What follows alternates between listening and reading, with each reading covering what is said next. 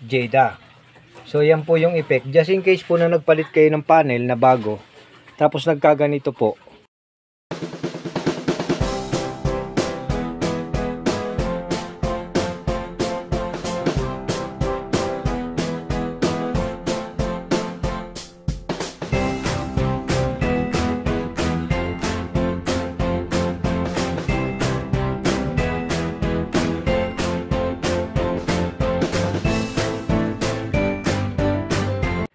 Hello, magandang araw po sa inyong lahat at welcome po sa STOE channel. So, ngayong araw na ito guys ay isang Prestige na TV ang atin pong itatopic. Kung sira na ito ay kung minsan po ay na-encounter po ng ating pong mga kasamang technician at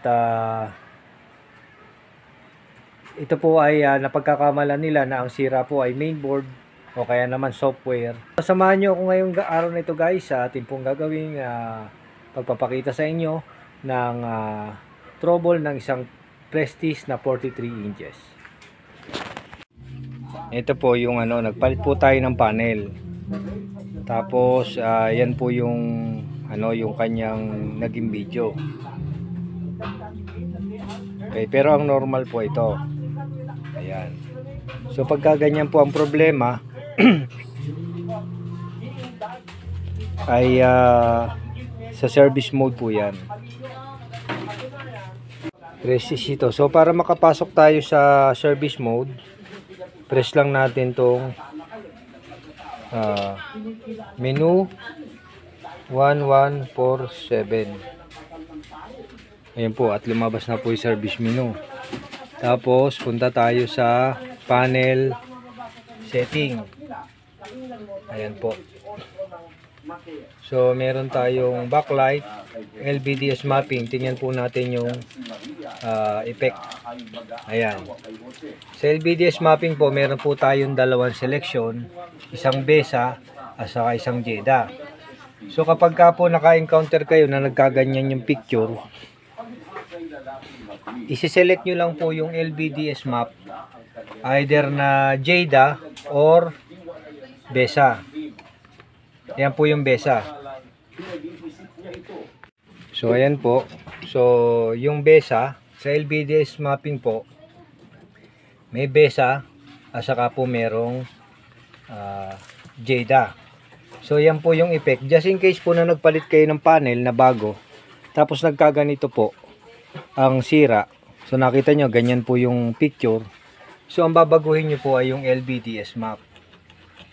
Siselect nyo po Jada or BESA kung alin po yung compatible para do sa panel na ikinabit nyo. Ayan. Kasi may mga case po kasi na kahit na yung panel pareho po yung part number at yung mainboard hindi ka nagpalit, so kailangan mo pa rin i-adjust itong LVDS map.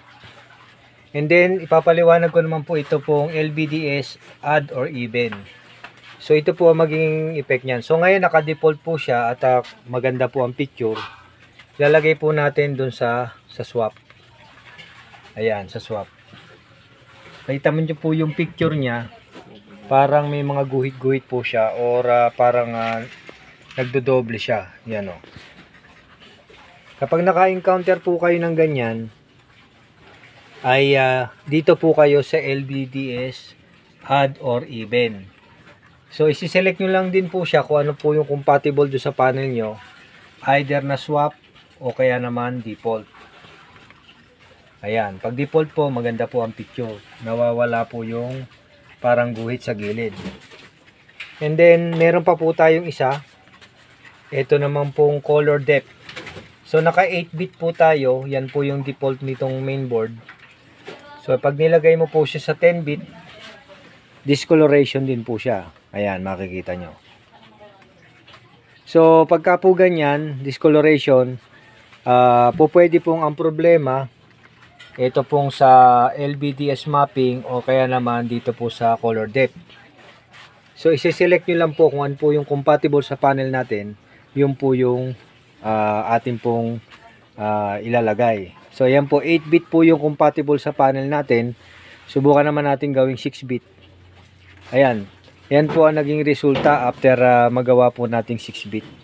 So naging sobrang puti po siya. Tapos may mga lumalabas na parang snowy po yung picture. Kasi hindi po compatible ang 6-bit dito sa ating panel. So ibinalik natin sa 8-bit at okay na po siya uli. And then isa pa po itong mirror. Ito namang mirror, pwede po natin balik-baligtarin. Pagka naka-encounter po kayo ng baligtad na picture, dito po yon sa mirror. Ayan. So ayan po, at naipakita natin yung problema na maaaring ma-encounter natin sa ating pong pag-troubleshoot o sa ating pagpapalit ng mainboard or pagpapalit ng panel ng TV na kagaya nito. Kasi ang Prestige po ay universal mainboard po ang nakakabit dito. So pagka universal mainboard po, pwede nyo pong magawa ito kahit po sa ibang brand. Kasi ang universal mainboard po, marami pong brand ng TV ang gumagamit nito, like Pensonic, Nova, ayan po, saka yung iba pang mga brand ay gumagamit po ng universal mainboard. At ito po ay pwede lang po magawa sa universal mainboard. Yung pong ating pinakitang service menu kanina ay sa universal mainboard lang po natin makikita. Okay, kaya po itong universal mainboard, ginagamit rin po namin siya pang convert. Yung pong sa panel odd even na setting, saka po dun sa color depth, ito po ay nagagawa lang po sa full HD na panel. So meaning, para po malaman natin yung full HD po kasi na tinatawag namin is yung panel resolution is 1920 by 1080. Yun po yung FHD. Pero dun po sa mga panel na HD, which is ang panel resolution po is 1366 by 768, ito pong dalawang ito na function ay hindi po gumagana. Ang dahilan po ay meron po itong kaugnayan dun po sa LVDS cable. Kasi ang LVDS cable po ng Full HD is 10 pair po ito, which is 2 channel po ang panel. Compare po dun sa 1366 by 768, single pair po ito at 1 channel lang po ang LVDS. Kaya po itong dalawang function na ito, yung color depth at saka po yung panel odd even, ay sa Full HD lang po, which is para sa 2 pairs po na LVDS cable lang po siya gumagana. So baka po kasi ma-encounter nyo yung ganitong problema dun po sa HD, hindi po gagana itong function na ito. Ang gagana lang po sa HD is yung pong panel LVDS mapping. Yung pong LVDS mapping, yung may BESA at saka yung JEDA ay pwede rin, gumagana rin po sa HD. Okay, so yun guys, at sana po ay nakapag-share po kami sa inyo ng kaunting kaalaman na amin po na-encounter sa pang-araw-araw nating pag-troubleshooting. At kung meron po kayong katanungan ay paki-comment lang po down below. Kung bago ka naman po dito sa ating channel ay paki-subscribe po ang aming channel and then paki-hit na rin yung notification bell para updated po kayo sa mga bagong videos na i-upload namin. Maraming salamat po.